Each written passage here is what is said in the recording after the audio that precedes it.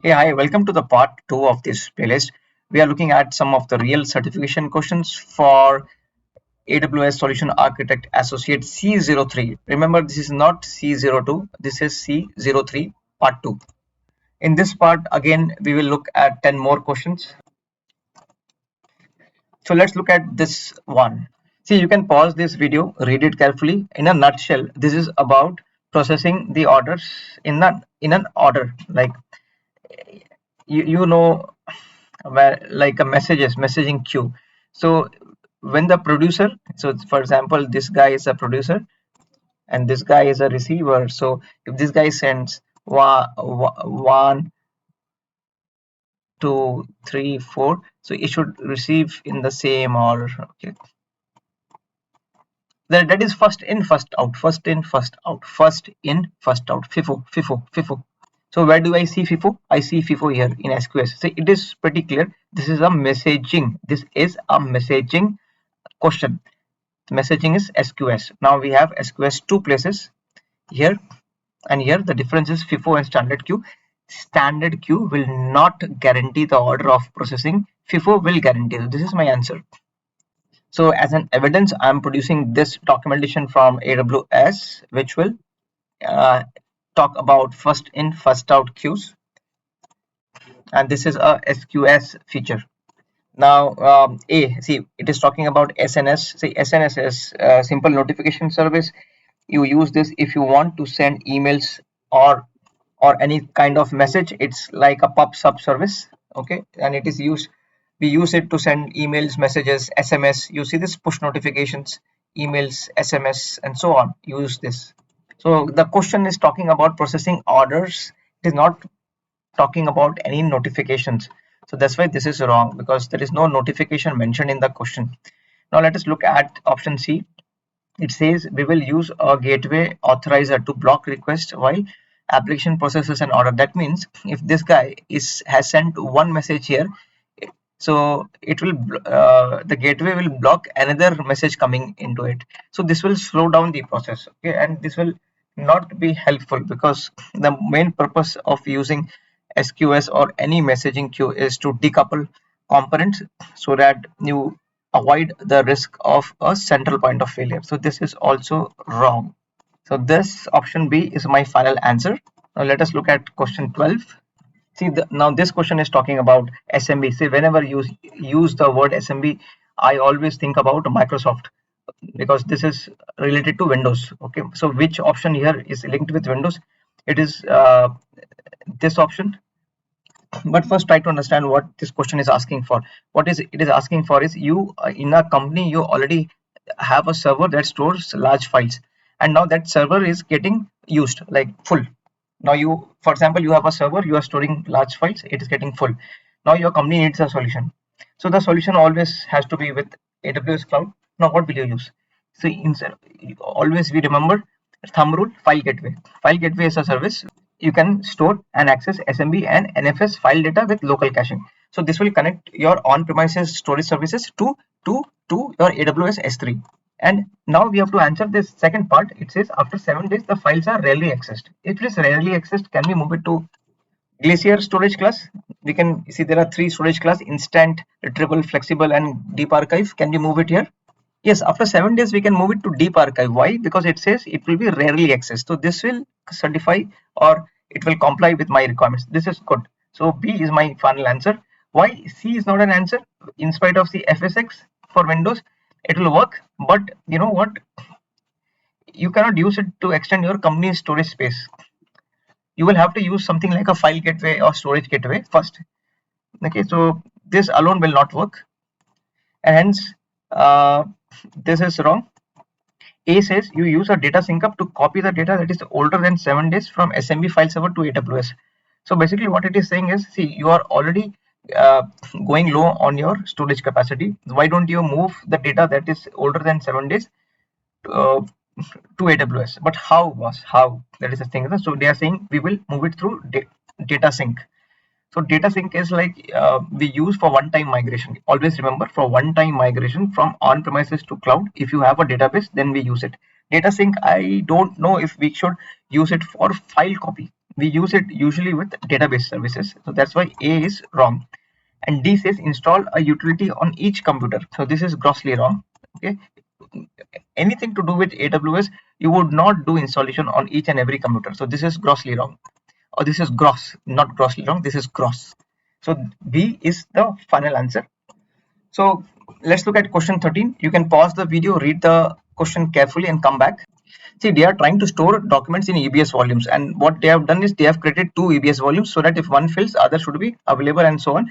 But somehow, after doing this, the documents are not accessible. So that means probably if there are two EC2 instances and ALB is just giving you access to one ALB or one EC2 instance, that's why you are just able to see documents from one EC2, not from the other one. Now, how to solve it? Option A suggests you copy the data so both EBS volumes contain all the documents.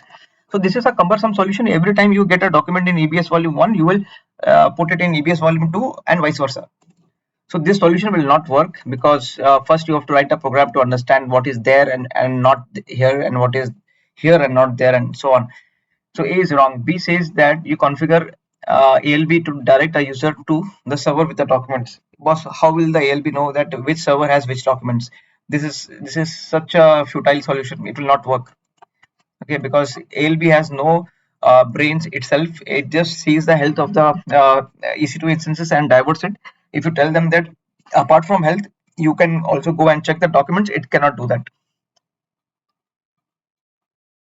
Now C looks more appropriate because what it is saying is you will copy the data from both EBS volumes. So suppose you have this EBS volume and this EBS volume, it is telling that you will create a EFS here and you will copy the data from this to here and this to here. So will it solve the problem? Yes, it will solve, because this is just like your shared drive, and always the data will be available here, whether you access it through this EC2 instance or this EC2 instance. So this is my right answer.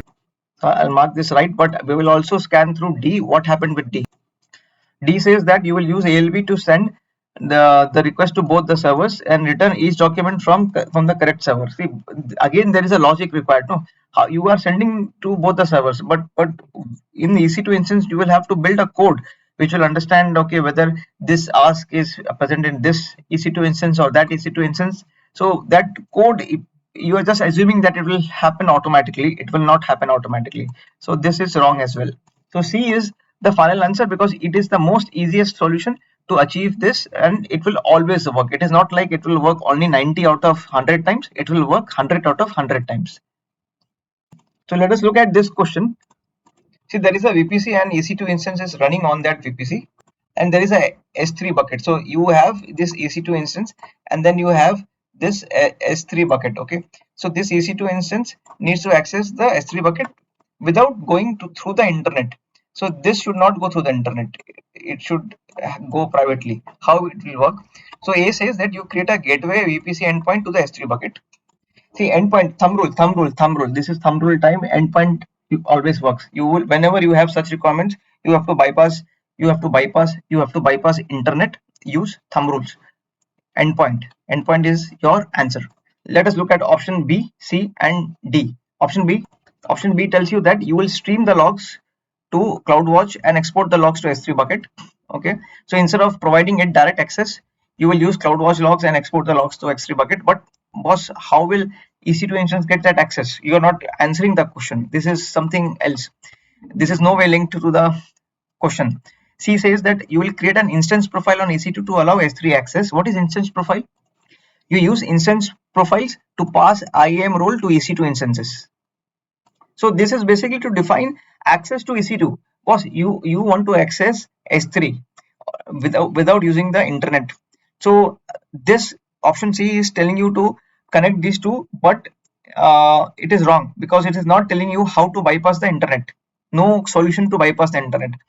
Now option D to some extent tries to understand the question and tries to give you a solution through private link to access the S3 endpoint, but it is saying that you use Amazon API gateway API with a private link. So we see in these cases we use endpoints. Why will you use gateway APIs? See, gateway API, why we want to write APIs at scale. When we write such APIs, when we have a lot of microservice based architecture, microservice based components, then we write a lot of APIs. Here there is no use to write API. The question is talking about bypassing internet. Why the hell you will use application which you can write APIs? Is the question talking about microservice based architecture? No. Then why you are giving this solution? This is the final answer. See, there is a management account that has reports on S3 buckets.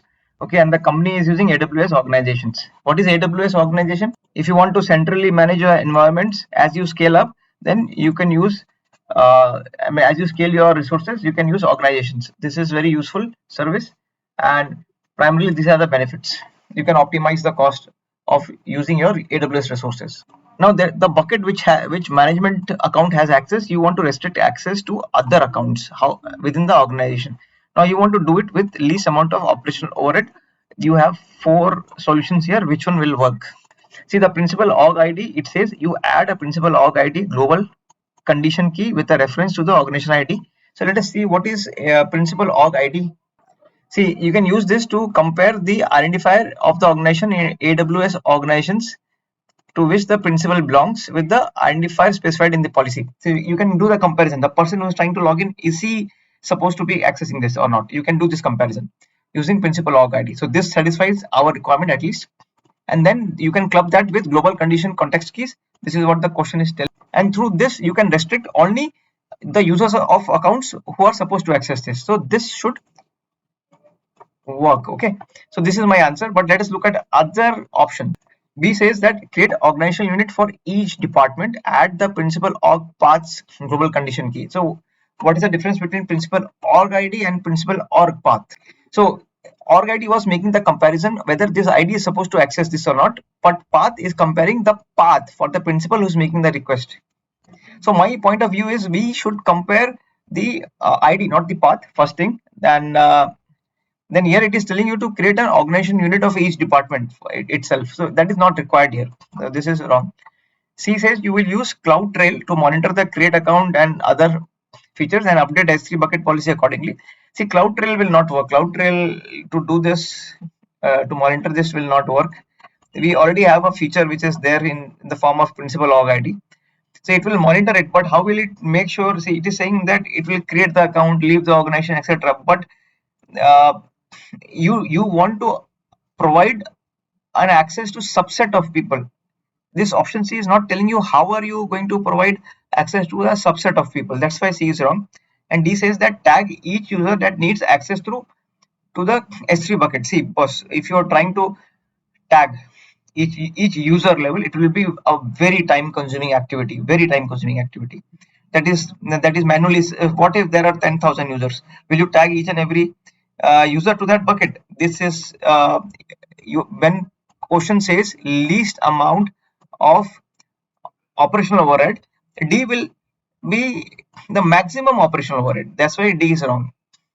Operational overhead means I should be able to do with just few clicks. That is least amount. But for D, I have to do so many things. For each user, I have 10,000 users, I have to go and do this, which is so many clicks, right? So the operational overhead increases, not decreases. So this is my final answer. See, you can read this question in a short. I would say this question is telling that you have a lot of log files in S3 buckets, right? A lot of log files in S3 bucket. You want to run queries on these log files. See, whenever you have such things, thumb rule time, Athena. You use Athena so that you can connect to S3. So using Athena, you can connect to S3 and start querying your data instantly. You will get results in seconds, and you are paying only for the queries you run. So this is serverless based, no ETL, and it is very powerful. It is built on Presto and it runs standard SQL. This is really fast, okay? Really fast. The beauty of Athena is you can plug it on variety of data sources and you can fire queries on those. And then you can also integrate that with ML tools or your BI or analytics applications. So now, since we have applied this thumb rule, this is our answer. But let us also look at other options. Option A. See, it is telling you to use Redshift to load all the content in one place and run the SQL queries. So it is a very time-consuming process because you want to do least amount of operational overhead. Here, you will be increasing the operational overhead. So this is not going to work. B says you use CloudWatch logs to store the logs and run the SQL queries as needed from the CloudWatch console. See, even with CloudWatch logs, it still stores the logs in the S3 buckets. Okay, you cannot fire queries on CloudWatch console and etc. with so many other logs. So this is wrong. And D says you use glue to catalog the logs. So again, you are building an ETL, then you are creating a transient Spark cluster. This is very intensive, very expensive solution, and it has lots of operational overhead. You want least operational overhead. This is lot of operational overhead. So this is my final answer. See, here the question is very easy. What it is talking about is every day there is a 500 GB of data being collected, and from each site, and each site has very high speed internet connection. So if you see this option here, they are trying to use snowball edge. See, snowball edge, when we use, when there is poor network connection, the internet is not there, maybe some people are going for expedition to North Pole for some kind of analysis, and that is where they are collecting the data in the snowball. And since it is a edge device, so it also has storage and compute power, and then they can come back maybe to some to our nearest place which has internet, high speed internet, and then upload it to AWS servers. But your question is clearly saying that there is already a high speed internet connection, so that's why snowball is not required here. Okay, snowball is required when there is no internet connection, so this is wrong. Now what is the other thing? Your company wants to aggregate the data. They want to aggregate the data and distribute it to all the global sites, so as quickly as possible through a single S3 bucket. They want to replicate through a single S3 bucket. So then the first option D, it says that you upload the data from each site to EC2 instance in the closest region, and then you will use a EBS snapshot. So this is a very expensive solution, and it is, see, this question is saying minimize operational complexity. This will not minimize operational complexity, this will exaggerate it. So this is wrong totally. And then we already established this is wrong. And then look at option B, it says upload the data from each site to S3 bucket in the closest region, then you use cross region replication to copy objects to the destination S3, then remove the data from origin S3. Okay, so there are too many steps coming up here. Let us see if there is a better option than this. The first one says you will use S3 transfer acceleration on S3 bucket. So what is transfer acceleration? You use this transfer acceleration is a bucket level feature which will enable fast, easy and secure transfer of files over long distances. So first of all, you want transfer speed because you are going to put it across so many regions. You need transfer speed to make it fast. So that is something which, because it is saying you have to do that quickly, so this meets your requirement. Transfer acceleration will do it very quickly. Okay, then it is saying use multi-part uploads to directly upload site data to the destination S3 bucket. So what is multi-part upload? See, multi-part upload, you can break the file and upload it. What is the advantage of it? It will give you improved throughput. You can upload parts in parallel. That is the advantage. Otherwise, if you don't break your big file into small parts, then one big file is being uploaded and it is all sequential. So you break it and you can run it in parallel. You can quickly recover from network issues. It has some retry. So if one part was due to network issues it stopped, then it will restart it, and you can pause and resume object uploads, so that if the file is very huge you can pause and upload it again. That is not the problem. And this will help you to upload a single object as a set of parts. So this is the advantage of it. Again, this will help you to quickly sync up the other regions. So this meets all my requirements. This is my final answer. Okay, so this is a clean slide. This is my final answer. Now let us look at question number 18. See, there is a company which keeps conducting sales. For example, Amazon or Flipkart, the big sale and so on. There is a sale happening, and during that time, the high performance is required to handle millions of requests each hour with millisecond latency during that peak. See, if so many users are participating and they want to buy products during sale, so you cannot afford that the servers is not working or the website is slow or down. So you want to do this with least operational overhead. How will you do it? See, let us look at option A. Option A is telling that you will put full website into different S3 buckets. So different buckets you will host it, and then you will put CloudFront distribution. See, CloudFront distribution is definitely required here because you want to provide millisecond latency. You cannot do millisecond latency without using CloudFront. So which options are using CloudFront? So A is using it.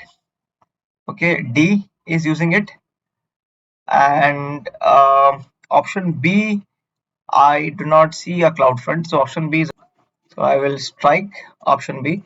And then option C is using Kubernetes, but not CloudFront, so this is wrong. Okay. Now I have to choose between D and A. What is the difference between D and A is D is storing the order data in S3.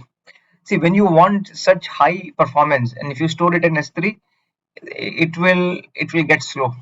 You will have to put it somewhere where uh, you know you can get this multi-second latency.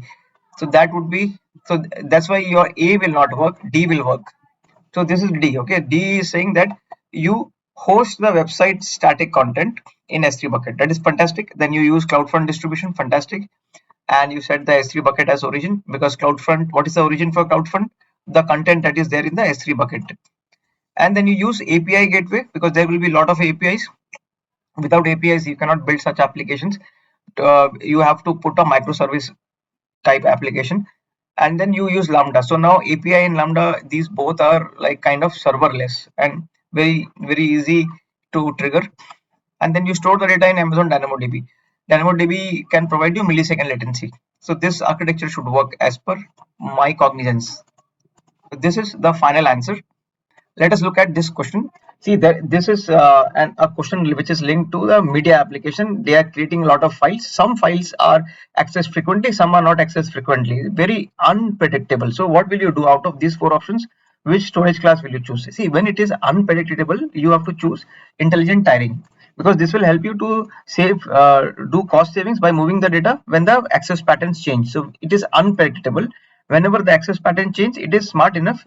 We call it intelligent because it is smart enough to understand which tier the promotion of this data should happen to. So this is my final answer, intelligent tiering.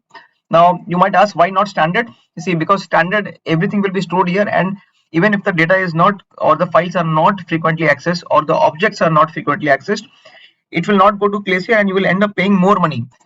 So this is wrong. And then standard infrequent access, see, this is cheaper than S3 standard, but the problem is there will be scenarios where the objects are no longer used for more than a year. Why not you move it to Glacier archive? Now if you still store it in infrequent access, this will still be costlier, and once on frequent access is cheaper than standard infrequent access, but again the problem is the same, it is still costlier than Glacier. If you have files or objects which is not being used or not been accessed, then put it in Glacier, because that would be required from a long-term retention perspective for compliance. So this is my final answer. Now let us look at this question. Okay, see, the company is storing backup files and it is storing it in S3 storage, and what it is saying is the files are accessed frequently for 1 month. After 1 month they are not accessed. So what will you do? After 1 month we will send it to Glacier. Simple. We have to provide most cost effective solution. Where can I see Glacier? I can see Glacier here. So this is my answer, because Glacier is cheaper than standard IA, one zone IA, just like my previous question, and it is cheaper. Now it is cheaper than S3. But what about intelligent tiering? See, I know intelligent tiering, why I use is when I don't know, I cannot predict, it is unpredictable. But here I can predict. It is clearly saying after a month we should not use it. It will not be accessed. I know the requirement now. That's why intelligent tiering is not required. Why should I pay extra money when I know the requirement? So for me now, A is wrong, C is wrong, D is wrong. So B is the final answer. So this brings us to the end of this part. We looked at 10 more important questions for Solution Architect Associate C03. Remember, it is not C02, C03 questions. See you in the next part.